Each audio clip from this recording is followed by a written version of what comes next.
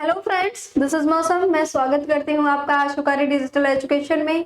तो दोस्तों, हमारा टॉपिक चल रहा था आपका ईवीएस का ट्रैवल टॉपिक, जिसमें से हम एक लेक्चर कंप्लीट कर चुके हैं। आज के इस लेक्चर में हम करेंगे आपका आगे का पार्ट कि कौन कौन से फेमस ट्रैवलर्स थे जो इंडिया में आए। कुछ सीट्स भी थे जिन्होंने ट्रैवल करके जो बहुत सारी अलग अलग कंट्रीज से हमारे इंडिया में आए, उनसे क्वेश्चन पूछा जाता है। तो और आगे कंसेप्ट को बढ़ाते हैं, अलग अलग टाइप के क्वेश्चंस भी देखेंगे। क्वेश्चंस देखेंगे लास्ट में जब हमारा सारा कंटेंट कवर हो जाएगा। तो चलिए स्टार्ट करते हैं आपका आज का टॉपिक। सबसे पहले बात करते हैं टिकट के ऊपर। देखो, टिकट के ऊपर एक क्वेश्चन आता है, मतलब आया हुआ है क्वेश्चन, इसलिए एक इंपॉर्टेंट बन जाता है आपका। अब टिकट, आप कहीं रेल से जा रहे हो, कहीं बस से जा रहे हो, तो आपको क्या है, टिकट लेनी पड़ती है। ऑब्वियस, एरोप्लेन से भी लेनी पड़ती है।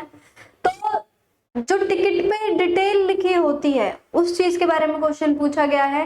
तो टिकट बेसिकली किस लिए यूज होती है आपकी, कि आप किसी भी रेल से, रोडवेज से, किसी से भी जा रहे हो तो आपको किसी न किसी टिकट की जरूरत होती है। टिकट का मतलब यह है कि आपके पास एक प्रूफ है कि हाँ, आप उस किसी भी उसमें रेल में या बस में आप यात्रा कर रहे हो। तो आपके पास अगर कोई चेक करने वाला आता है कि हाँ, आपके पास क्या प्रूफ है कि आपने टिकट ली है या नहीं। देखो, अगर ये टिकट का सिस्टम नहीं होता तो सारे लोग ऐसे ही ट्रैवल करते, फिर मतलब फ्री में ट्रैवल करते सारे। तो यही है, ट्रांसपोर्ट का सिस्टम है ये। ट्रांसपोर्ट का जो पहले से एक आपका एक रूल बना हुआ है कि टिकट लेनी होती है हमें, किसी भी उसमें सवारी यात्रा करने के लिए, एक स्थान से दूसरे स्थान पर जाने के लिए कुछ अमाउंट फिक्स कर दिया जाता है आपका कि इतने रुपए यहाँ से यहाँ तक के लगेंगे, फिर उसके बाद कुछ रुपए वहां से उस दूरी तक के लगेंगे। तो ऐसे ऐसे टिकट पे सारी डिटेल्स लिखी हुई होती है। तो अब बात करते हैं, टिकट होती है आपकी दो टाइप की। एक होती है रिजर्व, एक होती है आपकी अनरिजर्व। रिजर्व यानी कि आरक्षित, और अनरिजर्व होती है आपके अनारक्षित। अब क्या डिफरेंस है इनमें, जैसे कि ट्रेन की टिकट है, आप देख पा रहे होंगे, देख भी रखी होगी, ऑब्वियस है, आपने कभी ना कभी तो ट्रेन से यात्रा की होगी। बस से तो मोस्टली लोग करते ही हैं, बस की टिकट होती है, ट्रेन की, लेकिन दोनों में डिफरेंस होता है। तो सबसे पहले बात करते हैं रिजर्व्ड टिकट की, यानी कि जो आरक्षित टिकट होती है। इन टिकटों में क्या होता है आपका, ये आपकी मोस्टली डिटेल होती है इन टिकटों में आपकी। क्यों, पहले आपको रिजर्व करवाना पड़ता है कि हाँ, मुझे इस स्थान से कहीं, मान लो आपको दिल्ली से बेंगलोर जाना है, तो आप ट्रेन से जा रहे हो तो आपको पहले रिजर्वेशन करवाना पड़ता है कि उस ट्रेन में कोई जगह सीट खाली है या नहीं है खाली। तो ऐसे बहुत सारे लोग रोज के रोज ट्रैवल करते हैं, तो पहले रिजर्वेशन करवाना जरूरी है। तो रिजर्वेशन वाली जो टिकट होती है उस पर क्या क्या लिखा होगा, पैसेंजर का नंबर लिखा होगा कि हाँ, आपका नंबर ये होगा, एक जो रेलवे बोर्ड अलाउट करता है। पैसेंजर की सीट का पता होगा कि कौन सी सीट या बर्थ है उसका, कि ऊपर है, नीचे है, सीट नंबर लिखा होता है। उसकी एज लिखी हुई होती है कि कितनी उम्र है उसकी, मेल है या फीमेल है ये लिखा होता है। उसका नाम लिखा, जरूरी नहीं, नाम तो लिखा भी हो सकता है या नहीं भी, लेकिन और उसकी जो बोर्डिंग और डेस्टिनेशन पॉइंट, बोर्डिंग मतलब आपने कहाँ से बैठना स्टार्ट किया है। मान लो आपको दिल्ली से बेंगलोर जाना है, तो आपका जो बोर्डिंग का प्लेस है वो होगा दिल्ली, और जो डेस्टिनेशन का पॉइंट है वो होगा आपका बेंगलोर। तो आप उस पर लिखा होता है टिकट पे कि आपको दिल्ली से बेंगलोर की टिकट है। जैसे देखो, इस वाले टिकट को देख सकते हो आप, इसमें लिखा है कि निजामुद्दीन टू बेंगलोर, यानी कि ये दिल्ली के निजामुद्दीन से ली गई है आपके बोर्डिंग है, और बेंगलोर आपको जाना है डेस्टिनेशन पॉइंट। तो टिकट पे ये सारी चीजें आपकी मेनली लिखी होती है। देखो, ये टिकट का नंबर है, ट्रेन नंबर भी होता है, डेट भी होती है, किलोमीटर, अडल्ट है, चाइल्ड है, ये सारी डिटेल इस पे लिखी हुई होती है, मेल है या फीमेल है, क्या क्या है। चलिए बढ़ते हैं आगे। अब बात करते हैं, रिजर्व टिकट हमने देख ली भाई क्या होती है क्या नहीं। अब बात करते हैं अनरिजर्व टिकट की। अनरिजर्व टिकट कौन सी होती है आपकी, मान लो आपका डेली का आना जाना है ट्रेन से, आपको जॉब के लिए कहीं पे जाना है, आपको दिल्ली से थोड़ी सी नोएडा जाना है, या फिर आपको फरीदाबाद से दिल्ली जाना है, तो आप ट्रेन में क्या यात्रा कर रहे हो, ट्रैवल कर रहे हो। तो उसके लिए जो आपको डेली की टिकट्स होती है ना, उनपे इतनी सारी डिटेल नहीं लिखी होती, क्योंकि वो बहुत सारे पैसेंजर्स को daily as it is allot होती है। तो उनपे छोटी मोटी चीज लिखी होती है, जैसे डेट लिखी होगी उनपे कि ये आज की है या कल की है। ये लिखा होता है कि कहाँ से कहाँ तक की है, बोर्डिंग और डेस्टिनेशन लिखी होती है, डेट लिखी होती है और किराया लिखा होता है। तो इस पर सिर्फ छोटी छोटी थोड़ी थोड़ी चीजें लिखी होती हैं, वो होती हैं आपकी अनरिजर्व टिकट। यानी कि उसके लिए आपको पहले कोई कुछ दिन पहले से रिजर्वेशन नहीं करवाना पड़ता, लेकिन जो आपके रिजर्व टिकट्स होती है उनके लिए तो आपको 1 महीने पहले, 15-20 दिन पहले, 2-3 महीने पहले रिजर्वेशन करवाना पड़ता है, देखना पड़ता है कि कोई सीट खाली है या नहीं है। वैसे भी आपकी जो रिजर्वेशन की टिकट्स होती हैं उनके लिए आपकी जो डेस्टिनेशन होती है वो भी तो प्लान्ड होती है ना, कि हाँ अब हमें कहीं और जाना है, तो आप पहले से प्लान बनाते हो तभी अपनी टिकट्स रिजर्व करवाते हो। उसके बाद जो आपकी अनरिजर्व होती है उसमें आपको डेली का आना जाना होता है। तो क्लियर है ये दोनों बात, रिजर्व कौन सी होती है और अनरिजर्व कौन सी होती है।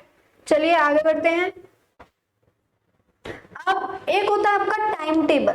आप कभी रेलवे स्टेशन पे गए हो या फिर बस स्टेशन पे गए हो, तो वहां पे हर बस का आने जाने का और ट्रेन का आने जाने का टाइम टेबल एक लगा हुआ होता है, जिस हिसाब से आप बैठते हो वहां पे स्टेशन पे वेट करते हो और इस हिसाब से आपको जाना होता है। तो टाइम टेबल आपका, उसमें सारी डिटेल होती है कि कौन कौन से रूट्स होते हैं अलग अलग प्लेसेस पे, कितनी डिस्टेंस है प्लेसेस के बीच में और कौन से स्टेशन पे कौन सी ट्रेन कितने बजे आने वाली है, दूसरे स्टेशन पे कब पहुंचेगी। तो ये सारी डिटेल आपकी एक टाइम टेबल में होती है। ये किसी भी रेलवे स्टेशन पे आप जाओगे, प्लेटफॉर्म में सारी चीजें वहां पे एक टाइम टेबल लगा हुआ होता है।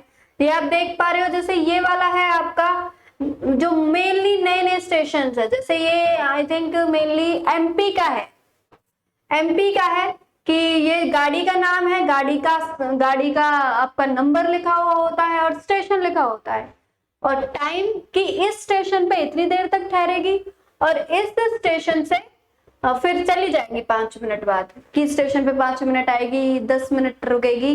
ये सारी डिटेल्स आपको रेलवे स्टेशन पे मिल जाती हैं। अगर आप कहीं भी जाने का प्लान बना रहे हो तो पहले आपको ये सारी डिटेल्स देख लेनी चाहिए। आप ऑनलाइन भी चेक कर सकते हैं और रेलवे स्टेशन पे जाके भी। चलिए बढ़ते हैं आगे। अब बात करते हैं मेनली जो क्वेश्चन जहां से पूछा गया है वो है आपका इस टिकट के बारे में, कि टिकट पे आपकी कौन कौन सी डिटेल्स होती हैं। मेनली जो ट्रेन की टिकट होती है उसके बारे में क्वेश्चन पूछा गया है। क्यों?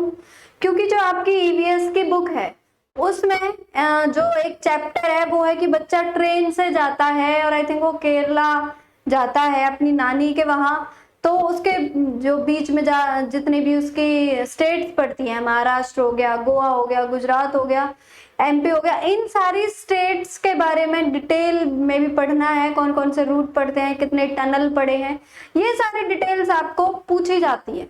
तो इसीलिए ट्रेन की ज्यादा पूछी गई क्योंकि बच्चा ट्रेन से सफर कर रहा है। तो जो जो भी आपका ईवीएस की बुक में एक एक पॉइंट लिखा हुआ है ना, वही सब पूछा जाता है आपसे पेपर 1 के लिए। तो सबसे पहले देखते हैं ट्रेन की टिकट पे क्या लिखा होता है। सबसे पहले तो उसका नंबर लिखा होता है, यहाँ पे देख पा रहे हैं आपका ट्रेन नंबर। उसके बाद आपका date of start of journey, कि कब से जा रहे हो। मान लो आपको आज जाना है तो आज की डेट लिखी होगी। बर्थ एंड कोच नंबर्स, आपके जो बर्थ होंगे, मतलब कौन सी सीट मिलेगी, आपका कोच कौन सा है, बहुत सारे डिब्बे होते हैं ट्रेन में, उन सबकी डिटेल लिखी होगी, उसका नंबर लिखा होगा। फेयर लिखा होगा कि मतलब कितने की है ये टिकट, कॉस्ट लिखी होगी, किराया, और डिस्टेंस लिखी होगी कि आपको कितनी से कितनी डिस्टेंस पे जाना है। आपको दिल्ली से बेंगलोर जाना है तो कितनी डिस्टेंस बनेगी यहाँ पे। तो ये सारी चीजें आप देख पा रहे हैं। यहाँ पे ट्रेन नंबर लिखा है, डेट लिखी है, किलोमीटर है आपका। निजामुद्दीन से आपको बेंगलोर जाना है तो किलोमीटर कितना है, 2365 किलोमीटर। तो ये सारी चीजें कभी कभी पूछ ली जाती है, कौन कौन जा रहा है, बच्चे भी हैं या नहीं है। तो ये बात आपको ध्यान रखनी है क्योंकि यहाँ से क्वेश्चन पूछा गया है कि रेलवे की जो टिकट होती है उस पर क्या क्या लिखा होता है। चलिए आपको 4 ऑप्शन दे देगा, एक को गायब कर देगा, पूछ लेगा कौन सा है कौन सा नहीं है। नेक्स्ट बढ़ते हैं। अब बात करते हैं दोस्तों स्पेस ट्रैवल की, यानी कि अंतरिक्ष यात्रा।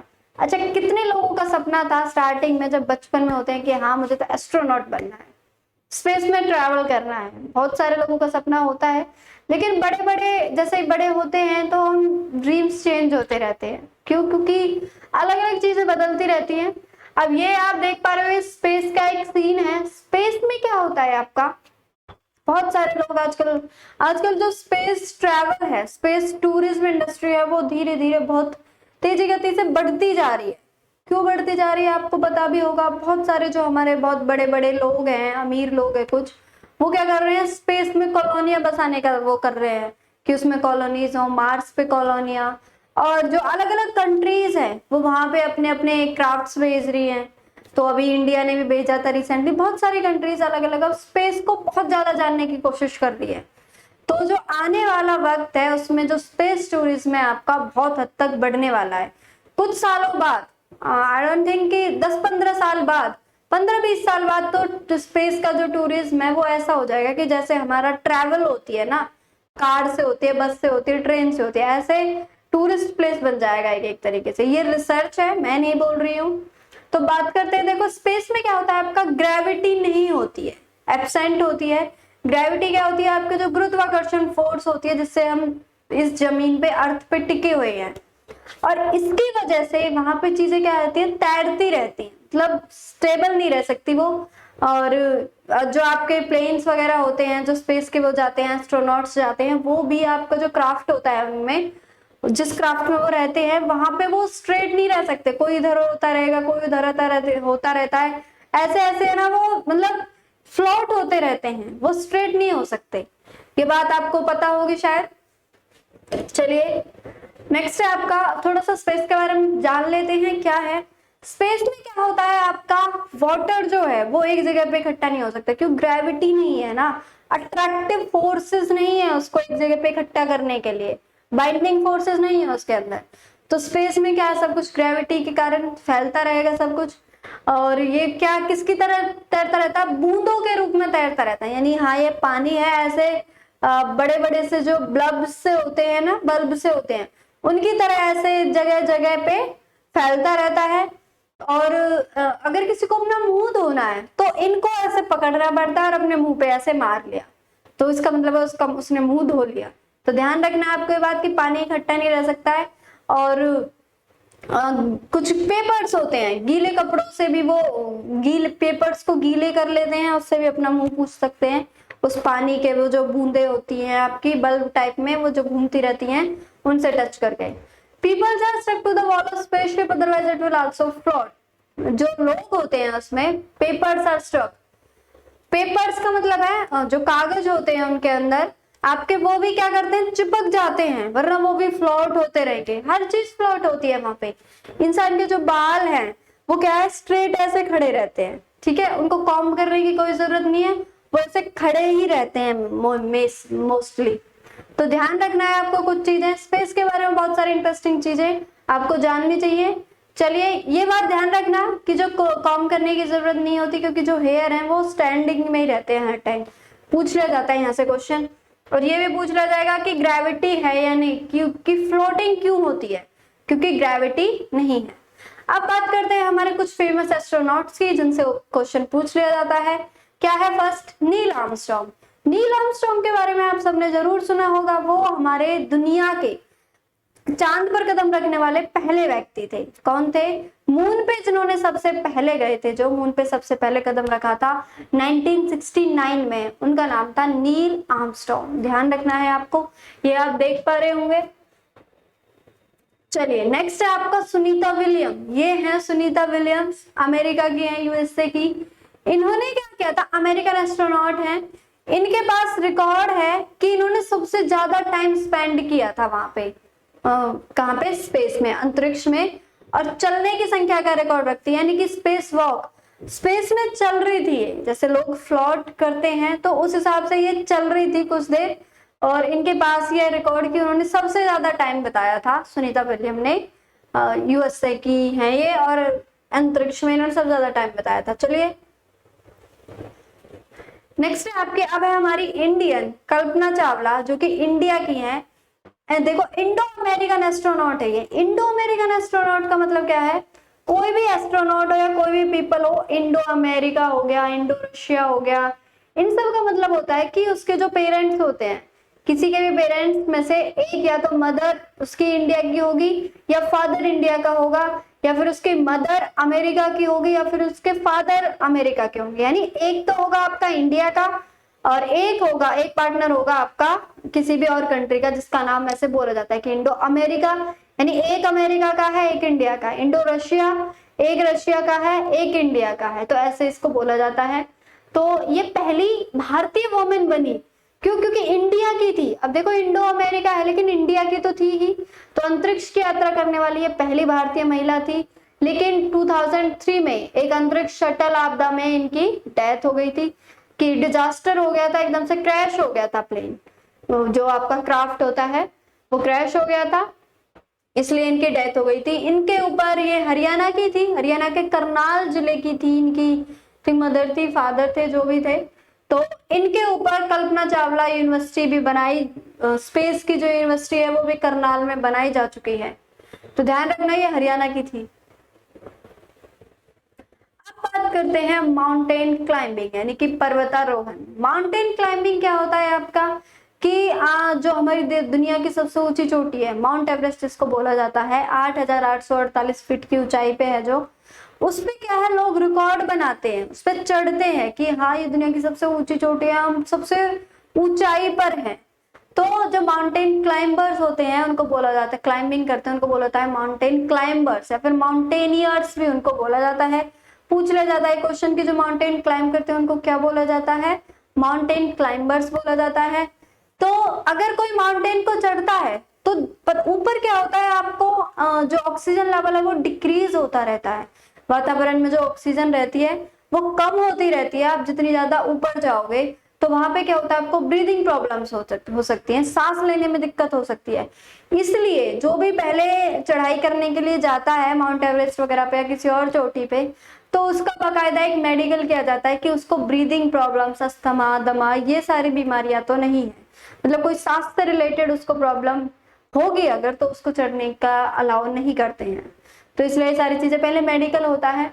इसलिए जो माउंटेनियर्स होते हैं आपने देखा होगा वो अपने साथ ऑक्सीजन का सिलेंडर लेके जाते हैं, ताकि उस टाइम पे जब उनको लगे ऑक्सीजन लेवल कम हो रहा है तो वो उन सिलेंडर्स का यूज कर सके।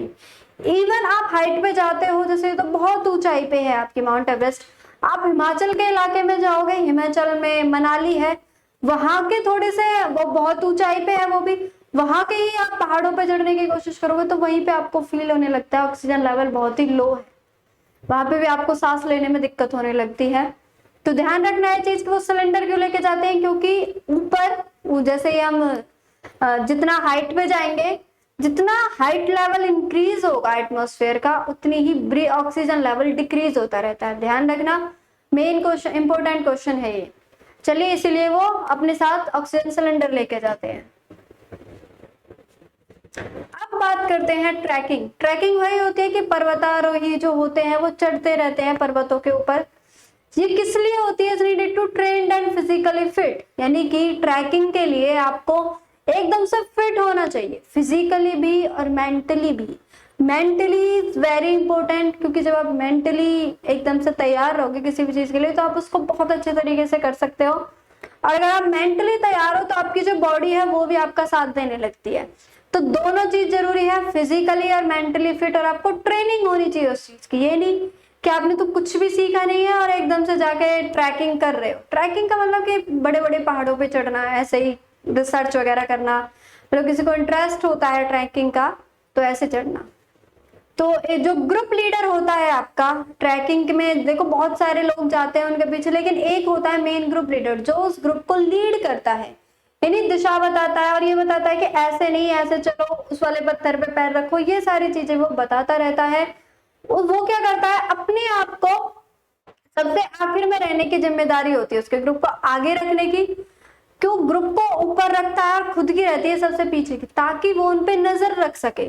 अब जैसे माउंटेन है, माउंटेन पे यहाँ यहीं पे देख लो, माउंटेन है, इस पे ऊपर चढ़ते जो जाओगे यहाँ पे ऐसे ऐसे, तो जो ग्रुप लीडर होगा वो आपका सबसे लास्ट में होगा, ताकि वो और जो उसके ग्रुप के मेंबर्स हैं, टीम मेंबर्स हैं, उन सब की निगरानी कर सके, उन सबको देख सके कि कोई ढंग से चढ़ रहा है, नहीं चढ़ रहा, ठीक से कैसे चढ़ा जाता है, कैसे क्या, सबको बताता है वो। किसी की कोई प्रॉब्लम तो नहीं है, किसी को गिरने में तो दिक्कत नहीं आएगी, तो वो उनको कैरी करने के लिए मतलब उनके पीछे रहता है। तो ध्यान रखना है, उसकी बहुत सारी जिम्मेदारियां रहती हैं, और भी बहुत सारी जिम्मेदारियां हैं उसकी। देखो क्या क्या क्वालिटीज होती हैं। वो क्या करता है, आपका बैग ले जाने में दूसरों की मदद करता है, यानी कि क्या क्या क्वालिटीज होनी चाहिए कि आपका जो बैग है, help others in carrying there bags, अपने बैग को कैसे लेके जाना है उनको बताता है, ऐसे पकड़ो, या फिर थोड़ी सी हेल्प कर देता है उनकी। Let the group go ahead and keep to the last, वो क्या करता है कि ग्रुप को आगे बढ़ने देता है और लास्ट में खुद रहता है। Help those who can not climb properly, उनकी मदद करता है जो ठीक से नहीं चढ़ सकते, उनको बताता है, अच्छे से डायरेक्शंस देता है कि आप अच्छे से कैसे चढ़ सकते हो, समय समय पर उनको टोकता रहता है, बताता रहता है मतलब। चलिए और क्या क्या क्वालिटीज हो सकती हैं।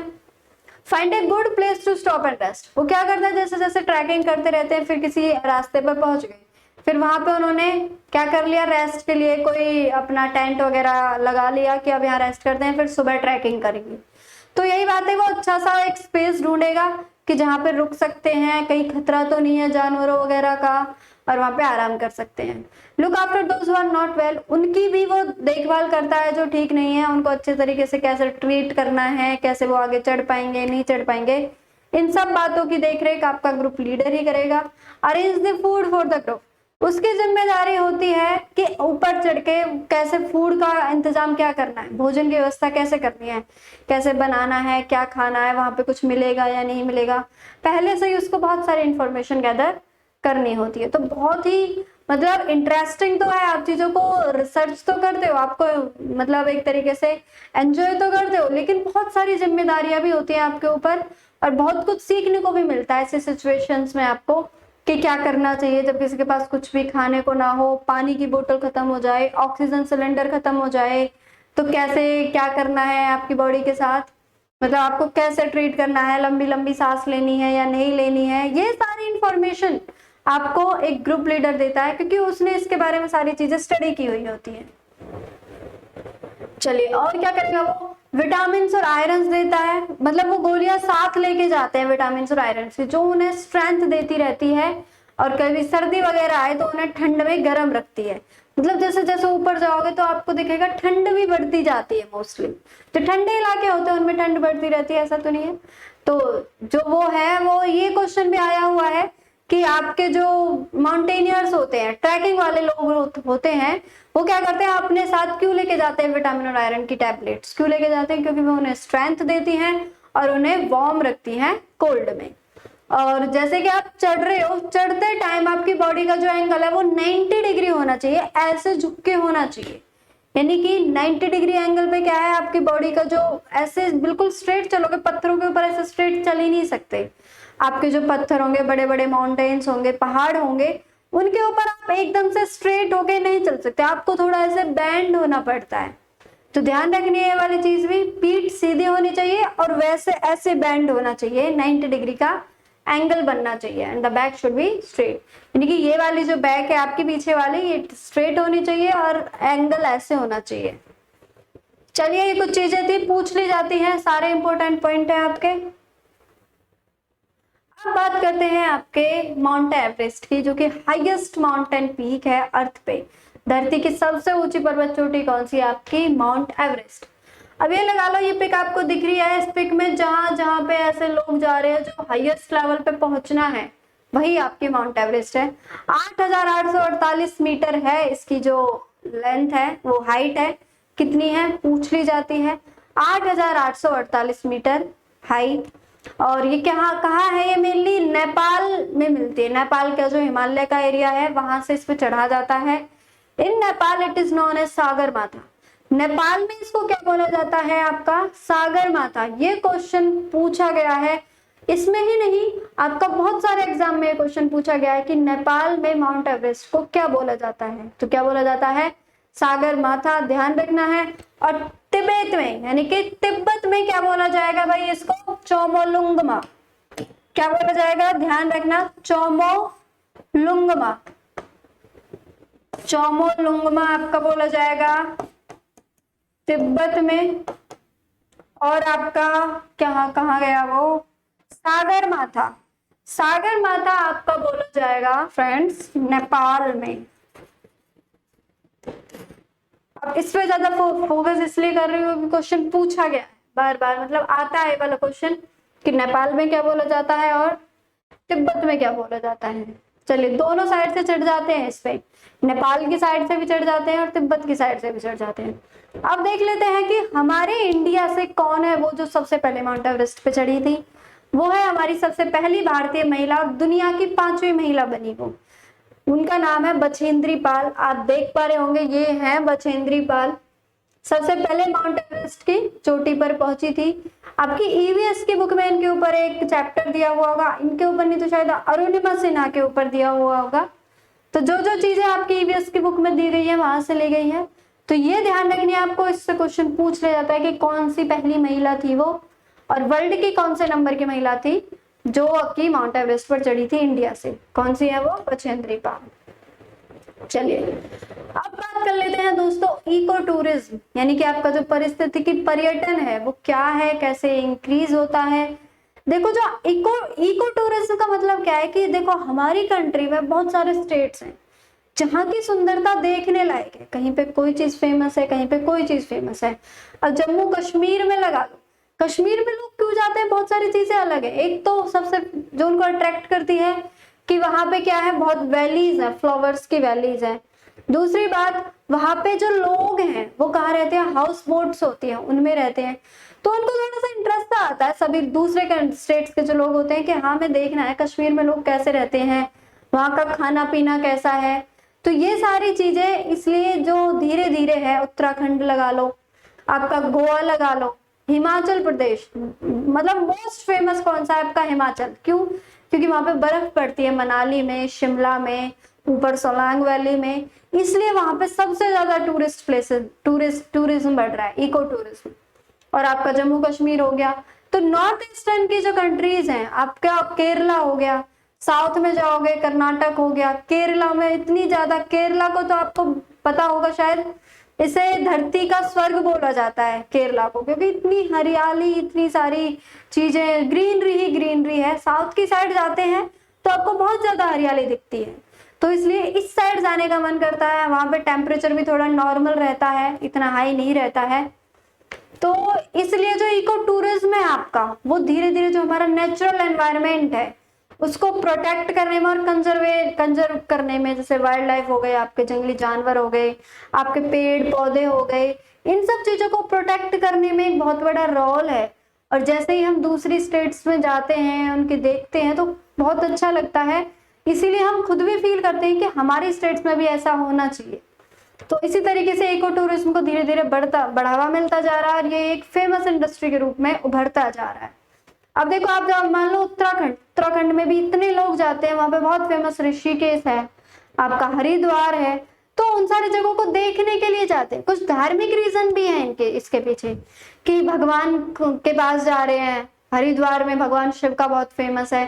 तो अलग अलग स्टेट्स की अलग अलग फेमस चीजें हैं, इसलिए जहाँ पे आपको ग्रीनरी दिखेगी, नेचुरल सा लगेगा, वहां पे हर कोई जाना चाहता है। तो इसी वजह से हमें जितने से जितना पॉल्यूशन लेवल है उसको कम करना चाहिए, और ज्यादा से ज्यादा ग्रीनरी लेवल को बढ़ाना चाहिए। क्वेश्चन पूछ लिया जाता है कि आजकल का जो पॉल्यूशन है उसके ऊपर आप क्या बोलोगे, हमें क्या करना चाहिए। तो ये सारी चीजें आपके खुद की अंडरस्टैंडिंग की है कि पॉल्यूशन को कम करना है, हम कैसे दूसरी चीजों को पेड़ पौधे लगा के और अपने तरफ पॉल्यूशन ना फैला के इन सबको सेफ रख सकते हैं। चलिए बढ़ते हैं आगे। अब बात करते हैं दोस्तों आपकी फेमस ट्रैवलर्स की, यानी कि आपके कौन कौन से प्रसिद्ध यात्री थे जो इंडिया में आए थे।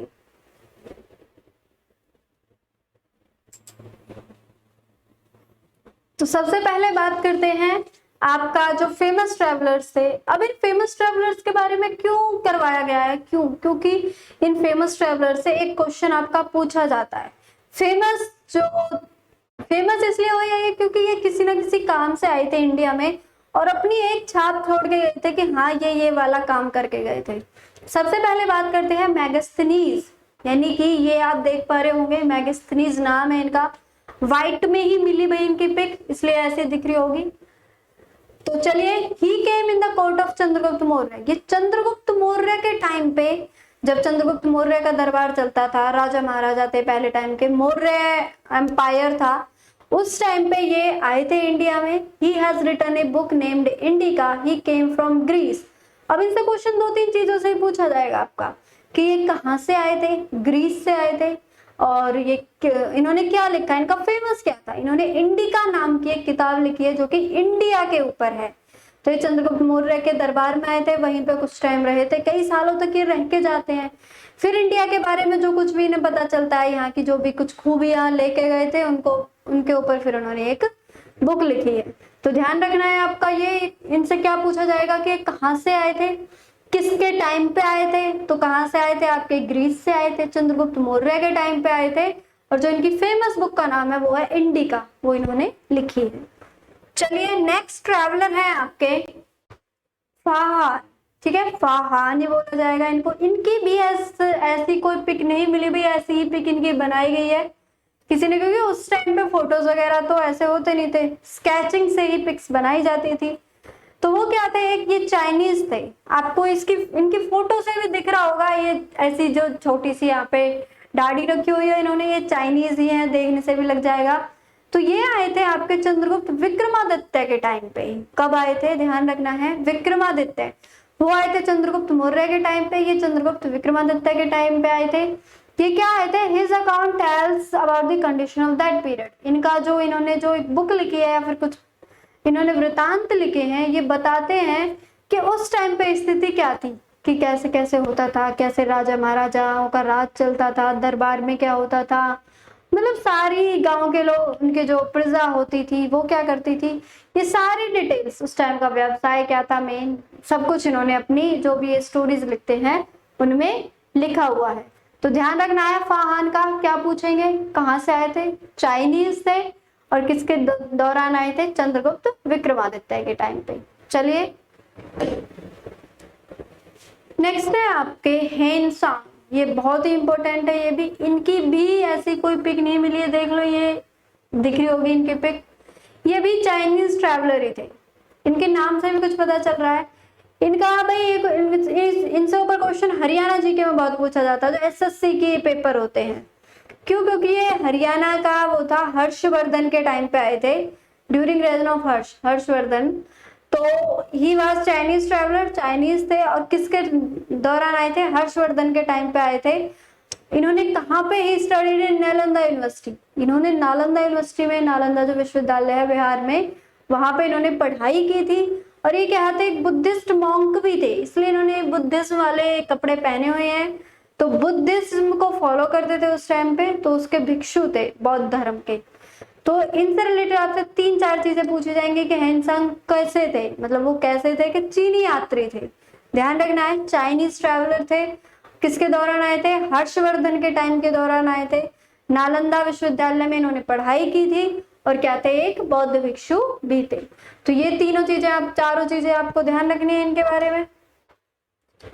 नेक्स्ट है आपका अल-बरूनी। अब यहाँ से क्वेश्चन कई बार पूछा गया है, क्यों पूछा गया है, क्यों, क्योंकि ये ईवीएस की बुक में आपका एक पैराग्राफ दिया हुआ है अल-बरूनी के ऊपर, उसी से क्वेश्चन निकाल के पूछा गया उस पैराग्राफ से कि आपका अल-बरूनी कौन था, कहाँ से आया था। तो ये किसके दौरान आए थे, महमूद गजनी का दौर चल रहा था जब, उस दौरान आए थे। और कहाँ से थे, उज्बेकिस्तान, ध्यान रखना, उज्बेकिस्तान। आई थिंक 19 में ही, शायद 19 या 21 में ही सीटेट के पेपर 1 में वाला क्वेश्चन आया हुआ है कि अल-बरूनी कहाँ से बिलोंग करते थे। तो वो कहाँ से बिलोंग करते थे, आपके उज्बेकिस्तान से। उन्होंने 2 बुक्स भी लिखी हैं आपकी, तहकीक-ए-हिंद और किताबुल हिंद। उसमें क्या क्या दिया गया है कि उसमें जो आपके वाटर के वो होते थे, पॉन्ड्स वगैरह होते थे, वाटर बॉडीज होती थी, नदी और तालाब होते थे, और नदियां होती थी आपके, इन सब के बारे में इन्होंने बताया हुआ है। इनके बारे में एक डिटेल देख लेते हैं, जो कि आपके एनसीईआरटी की बुक से ही एक पिक ली गई है। देखो भाई, इस पिक का एक एक क्वेश्चन, एक एक पॉइंट इंपॉर्टेंट है, इसलिए ये पूरी पिक ही ले ली मैंने, ताकि आपको थोड़ा सा आइडिया हो जाए। क्या बोल रहे हैं, more than 1000 years ago a traveler came to India। बहुत हजारों साल पहले एक ट्रैवलर थे आपके, वो इंडिया आए। किसके बारे में बोल रहे हैं, अल-बरूनी के बारे में। उसका नाम था अल-बरूनी। कहाँ से आए थे वो, he was came from Uzbekistan. जिस प्लेस से वो आए थे वो आजकल उज्बेकिस्तान बोला जाता है। उन्होंने क्या किया, carefully observed and noted down the details of all that he सा। उसने सावधानी पूर्वक पहले तो ऑब्जर्व किया कि जो भी यहाँ के लोग हैं वो कर क्या रहे हैं, यानी उसने देखा कैसे काम करते हैं, क्या क्या सिस्टम बनाते हैं, और फिर उसने जो कुछ भी देखा उसको अच्छे से उसकी डिटेल से जो वो नोट डाउन कर ली। तो इसमें इन्होंने एक बुक भी लिखी है इसके ऊपर।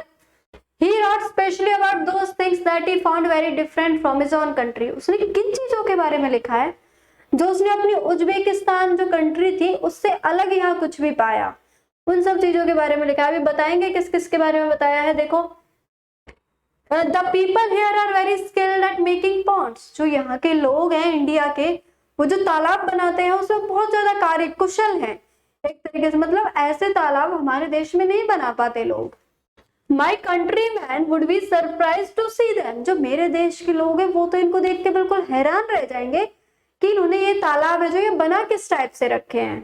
तो दे पाइल अप ह्यूज रॉक्स। वो क्या करते हैं, बड़ी बड़ी जो चट्टाने होती है उनको इकट्ठा करते हैं। And join them with iron rods. और उनको लोहे की जो रॉड होती है उनसे ज्वाइन कर देते हैं, मिला देते हैं। टू बिल्ड चबूतरास। उससे क्या बनते हैं, आपके चबूतरे बन जाते हैं। ऐसे जो पुराने टाइम में चबूतरे रहते थे इस टाइप के, अपने घरों के ऊपर जरूर मतलब एक इस टाइप से देखे होंगे, गोल गुंबद टाइप में होते थे और वैसे चबूतरे रहते थे, वो बन जाते थे ऑल राउंड द लेक। किसके, नदी के, जो झील होती है उसके चारों तरफ। फिर क्या है, between these there are rows of long staircases. इनके बीच में क्या बना देते थे, ऐसे लंबी लंबी सीढ़ियां बना देते थे, मतलब बहुत सारी सीढ़ियां बना देते थे। गोइंग अप एंड डाउन, जो कि ऊपर जा रही है और नीचे आने वाली अलग अलग सीढ़ियां बनाते थे। The steps for going up and coming are separate. The steps for going up, ऊपर जाने की सीढ़ियां अलग होती थी और नीचे आने की सीढ़ियां अलग अलग होती थी। तो so there is less crowding, इसलिए भीड़ कम होगी। तो ये सब क्या था, मतलब ये हैरान था इन सब चीजों को देख के कि यहाँ के लोग कितने टैलेंटेड हैं, और थे ही उस टाइम पे, बहुत टैलेंटेड बोला भी जाता है। लेकिन जो अंग्रेज थे जब वो आए, ब्रिटिश पीपल, उन्होंने यहाँ के लोगों का सारा टैलेंट, मतलब इनको गुलाम बना के सारा टैलेंट खत्म कर दिया और अपने देश में बहुत सारी चीजों को ले गए। इसलिए बहुत सारी इसीलिए वो इतने ज्यादा डेवलप्ड हैं। तो अब बात करते हैं इस चीज के बारे में आपसे। अब यहाँ से कोई भी क्वेश्चन पूछा जा सकता है। पूछा क्या गया है कि ये कौन से प्लेस से आया था, उज्बेकिस्तान से आया था। अब ये पूछ लिया जाता है कि ये वाली डिटेल आपको दे देंगे, ये चारों पांचों डिटेल आपको दे देंगे, पूछ लिया जाएगा कौन सी सही है, इनमें से कौन सी गलत है। तो ईवीएस जो है आपकी एनसीईआरटी की जो 3rd 4th 5th की बुक है, उनको आपको अच्छे से पॉइंट टू पॉइंट में बिल्कुल अच्छे से करना है। चाहे सिलेबस कितना ही चेंज हो जाए, चाहे पेपर पैटर्न चेंज हो जाए, लेकिन वो देंगे ईवीएस से ही निकाल के। ठीक है बात, थोड़ा सा हार्ड कर सकते हैं लेकिन देंगे सारा कुछ ईवीएस से। और 3rd 4th 5th की ईवीएस ऐसा कुछ खास भी नहीं है, जब बच्चे समझ सकते हैं तो आप भी बिल्कुल अच्छे से याद कर सकते हो। तो चलिए अब बढ़ते हैं आगे। ये कुछ आपकी हिस्ट्री के बारे में अल बिरूनी की राइटिंग्स हैं, वहां से ली गई है। चलिए नेक्स्ट है आपका, अब बात करते हैं जो आपके नेक्स्ट ट्रैवलर है वो है इब्न बतूता। इब्न बतूता नाम का एक गाना भी है, आपने पहले भी सुना होगा जब छोटे होंगे शायद। ये है इब्न बतूता। ये क्या थे, तुगलक के शासनकाल के दौरान आए थे, जब मोहम्मद बिन तुगलक इन सब का शासन चल रहा था। तो ये क्या थे, ओरिजिनली बिलोंग टू मोरक्को। ये जो मोरक्को के रहने वाले थे, रियल में इन्होंने एक बुक लिखी थी, रिहाला। रिहाला नाम की किताब लिखी है जिसमें उन्होंने उस काल के भारत का विवरण दिया। उस बुक में उन्होंने बताया है कि उस टाइम पे कैसा कैसा, मतलब क्या क्या राज चलता था, तुगलक वंश था वो किस टाइप से अपना राज चलाता था, सारी डिटेल्स इन्होंने लिखी है। पॉलिटिकल वे कैसे थे, लोगों की शिक्षा कैसी थी या नहीं, खाना कैसा था, सारी डिटेल दी है इन्होंने। तो इस बुक का आपको नाम पूछा जा सकता है कि इब्न बतूता ने भारत के बारे में जो विवरण दिया है वो कहाँ से है। तो उस बुक का नाम क्या है आपका, रिहाला। ध्यान रखना है ये वाला। चलिए अब ये है आपके लास्ट, वास्को डी गामा, जो कि बहुत फेमस है, आप हिस्ट्री में भी इनको बहुत पढ़ते आए हैं। यही आए थे सबसे पहले, ठीक है। सबसे पहले 1498 में वास्को डी गामा भारत आए थे सी रूट से। तो कहाँ पे उतरे थे, कालीकट आए थे। क्या थे ये, पोर्तुगीज थे, पुर्तगाली थे। तो इनसे 3 क्वेश्चन ये हर पेपर में पूछे जाते हैं मेनली, कि कौन से ईयर में आए थे ये आए थे आपके 1498 में। क्या थे ये, पुर्तगाली यात्री थे। कहाँ से आए थे ये, सी रूट से आए थे, केप ऑफ गुड होप उस रास्ते से आए थे। और कहाँ पे उतरे थे, कालीकट में उतरे थे। इसने क्या किया था, ये आए यहाँ पे कुछ टाइम तक रहा भारत में, इसने मसालों वगैरह का रेट देखा और यहाँ से मसाले वगैरह लेके जाते थे और वहां पे जाके इसको बहुत दुगने दामों में, बहुत दुगने चौगुने दामों में बेचता था। तो इस वजह से ये बहुत ज्यादा अमीर बन गए थे। यहाँ इन्होंने फैक्ट्री वगैरह खोल ली थी आके, पोर्तुगीज ने कंपनी खोली थी, फिर फ्रेंच आई थी, डच आई थी और उसके बाद इंग्लिश ईस्ट इंडिया कंपनी यहाँ पे आई थी। हिस्ट्री में आप पढ़ सकते हो। चलिए अब आगे, चलिए ये भी आपको ध्यान रखना है कैसे कैसे क्वेश्चन पूछे जाएंगे। अब बात करते हैं आपके मोड ऑफ ट्रांसपोर्ट, यानी कि देखो अलग अलग शहरों में अलग अलग तरीके के साधन इस्तेमाल होते हैं, तो उनके बारे में पढ़ लेते हैं। क्वेश्चन पूछ लिया जाता है कि जो बच्चे हैं वो कैसे स्कूल जाते हैं। तो आपका जो असम है, असम स्टेट में बच्चे जाते हैं कहाँ से, बैम्बू का और रोप का ब्रिज बना होता है, यानी कि बांस और रस्सी के क्या बने हुए होते हैं आपके ब्रिज, जो आपके पुल होते हैं उनसे बड़े ही। देखो ये बच्चे यहाँ से निकल रहे हैं, आपको दिखाई दे रहा होगा। अपनी जान को जोखिम में डाल के ये बच्चे स्कूल जाते हैं शिक्षा ग्रहण करने के लिए। तो आपको ध्यान रखना है, क्वेश्चन यहाँ से पूछा गया है बार बार। ये वाले है ना जो मोड ऑफ ट्रांसपोर्ट कि कौन से शहर में क्या इस्तेमाल होता है, ये बार बार पूछा जा चुका है। आपको मिलान के लिए दे देगा, मैचिंग का क्वेश्चन आ जाएगा इसके ऊपर। तो ये वाली बात आपको ध्यान रखनी है। असम में बैम्बू और रोप का ब्रिज इस्तेमाल किया जाता है। लद्दाख में आपकी ट्रॉली यूज की जाती है। ट्रॉली वो होती है, जैसे देखो लद्दाख क्या है आपका पहाड़ी इलाका है बेसिकली, तो वहां पे स्कूल जाने के लिए लोग पहाड़ों से ऊपर से ऐसे ट्रॉली बांध लेते हैं और डेली उन ट्रॉलियों से आते जाते हैं। तो देख सकते हो आपके लोग कितना मतलब संघर्ष कर रहे हैं। और आपको है कि सिंपल सीधी लाइफ मिली हुई है, पढ़ने के लिए साधन भी है, सारी चीजें उपलब्ध है, फिर भी आपका क्या है एक अच्छे से आप पे मतलब एक गवर्नमेंट जॉब की अच्छे से तैयारी नहीं की जा रही है। तो कुछ सोचा करो और जितनी मेहनत कर सकते हो उतनी मेहनत करो, क्योंकि आज के टाइम में कंपटीशन लेवल इतना है कि बिना मेहनत के कुछ नहीं हो सकता। चलिए ट्रॉली यूज होती है लद्दाख में। अब ये मेन पॉइंट्स लिखे हैं मैंने, सेम क्वेश्चन यहीं से आता है कि बैम्बू और रोप के ब्रिज कहाँ यूज किए जाते हैं, असम में। ट्रॉली कहाँ पे यूज की जाती है, लद्दाख में। तो मेन पॉइंट्स है, इनको नोट करते रहना साथ साथ। अब बात करते हैं सीमेंट ब्रिज। सीमेंट ब्रिज आपके जो नॉर्मल एरियाज होते हैं या फिर जिनके वाटर के ऊपर घर वो बने होते हैं, जैसे वाटर के ऊपर ज्यादा पानी है वहां, तो वाटर के ऊपर से ब्रिज बना दिया, वहां से निकल के जाते हैं। ये आप देख पा रहे होंगे ऐसे ब्रिज बने होते हैं, यहाँ से बच्चे निकल के जाते हैं। अब सबसे मेन क्वेश्चन जो बार बार पूछा जाता है आपसे वो है आपका वल्लम। वल्लम का मतलब होता है आपका एक तरीके की नाव है ये, जैसे आपको ये दिखाई दे रही होगी यहाँ पे, ये वाली नाव है आपकी वल्लम। अच्छा वो जो मूवी थी उसमें फेरी बोट थी वो, ठीक है। ये वल्लम ये अलग है, फेरी अलग है। फेरी मैंने आपको दिखाई थी कुछ अलग सी नाव सी तरीके की होती है, जैसे आपकी कश्मीर में पाई जाती है। लेकिन ये जो वल्लम है ये अलग ही टाइप की है, जो बोट रेस होती है आपकी केरला में। उस मूवी में ये वाली बोट रेस हुई थी। आपने एक मूवी है वो टाइगर श्रॉफ की, मुझे मूवी का नाम याद नहीं है, श्रद्धा कपूर की, केरला में बनी है वो। उसमें ये वाली बोट रेस में ये वल्लम जो है नाव, इनका इस्तेमाल किया गया था। ये क्या होती है, स्मॉल वुडन बोट होती है, लकड़ी से बनी हुई होती है, छोटी छोटी बोट होती है, लेकिन उसमें बहुत सारे लोग बैठे होते हैं। देख पा रहे हो इतने सारे लोग हैं, ऊपर से ऐसे उठी हुई होती है, बहुत ज्यादा स्पीड से चलती है ये। तो ध्यान रखनी है वाली बात आपको। वल्लम, ये जो वल्लम नाम है पेपर में बार बार आया हुआ है, ये कहाँ पे यूज होती है आपकी, केरला में यूज होती है। चलिए अब बात करते हैं राजस्थान की। आपका राजस्थान में क्या यूज होता है, कैमल कार्ट, यानी कि जो आपका ऊंट का वो होता है गाड़ी, ऊंट गाड़ी बोलते हैं जिसको, या फिर ऊंट छकड़ा बोल देते हैं, तो वो यूज होती है आपकी राजस्थान में। आपको पता है कि राजस्थान में ऊंट फेमस है काफी, इसीलिए वहां पे मोस्टली काम आपके ट्रैवलिंग का जो है, ट्रांसपोर्ट का है, मोस्टली काम ऊंटों द्वारा करवाए जाते हैं। तो क्वेश्चन यहाँ से भी पूछा गया है कि, और आपका एक इसमें छकड़ा भी यूज होता है आपका, ये किसमें, फटफट जिसको बोलते हैं, फटफटी गाड़ी जो बहुत ज्यादा आवाज करती है, वो भी आपकी इसी में यूज होती है राजस्थान में। चलिए ध्यान रखने वाले आप कुछ बातें भी ध्यान रखा करो, बहुत सारी चीजें यहाँ भी लिखी हुई है पॉइंट टू पॉइंट। चलिए नेक्स्ट बात करते हैं आपके ब्लॉक कार्ड्स। जो आपके विलेजेस होते हैं समतल वाले, यानी गांव वाले मैदान होते हैं, उनमें आपके ये ब्लॉक कार्ड्स, जो बैलगाड़ियां होती हैं, वो इस्तेमाल की जाती हैं। देख लो ये बैलगाड़ी है, यहाँ पे लोग आ रहे हैं जा रहे हैं, इन्हीं से बच्चे भी स्कूल जाते हैं, क्योंकि वहां पे और ज्यादा साधन नहीं होते हैं। नेक्स्ट बात करते हैं आपके उत्तराखंड की। उत्तराखंड के जो रास्ते हैं वो ज्यादातर पत्थरों से भरे हुए हैं और टेढ़े मेढ़े हैं, उबड़ खाबड़ है। कोई पत्थर कहाँ पे है, कोई कैसे है, उबड़ खाबड़ पथरीले हैं।